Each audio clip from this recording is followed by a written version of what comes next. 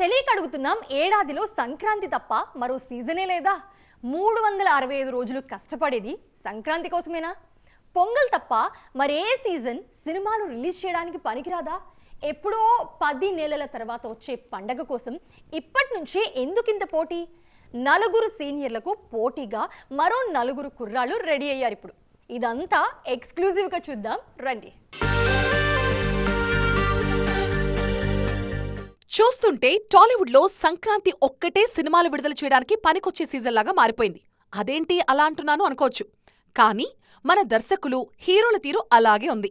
2026లో ఇంకా 10 నెలలు బ్యాలెన్స్ ఉంటే అవన్నీ వదిలేసి 2027 పండగనే టార్గెట్ చేస్తూ సినిమాలు చేస్తున్నారు మన హీరోలు.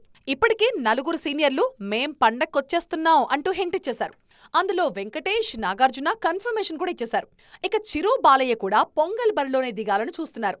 వీళ్లే అనుకుంటే ఇప్పుడు సీనియర్లకి పోటీగా నలుగురు జూనియర్స్ కూడా సిద్ధమయ్యారు. అందులో శర్వా ఆల్రెడీ బర్త్ కన్ఫర్మ్ చేసేసుకున్నాడు. మొన్నే నారీ నారీ నడుమ మురారితో పండక్కి హ్యాట్రిక్ పూర్తి చేసిన శర్వా 2027 పండక్కి శ్రీను వైట్ల సినిమాతో వస్తానని క్లారిటీ ఇచ్చేశారు. ఇక తేజ సజ్జా పీపుల్స్ మీడియా ఫ్యాక్టరీ సినిమా సైతం 2027 పండగనే టార్గెట్ చేసింది.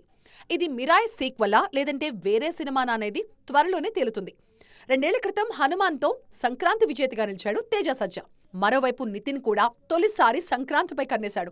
కన్నేయడం కాదు, ఐ ఫేమ్ అంజీ డైరెక్షన్లో సంక్రాంతి శుభాకాంక్షలు అనే టైటిల్తో సినిమా చేయబోతున్నారు.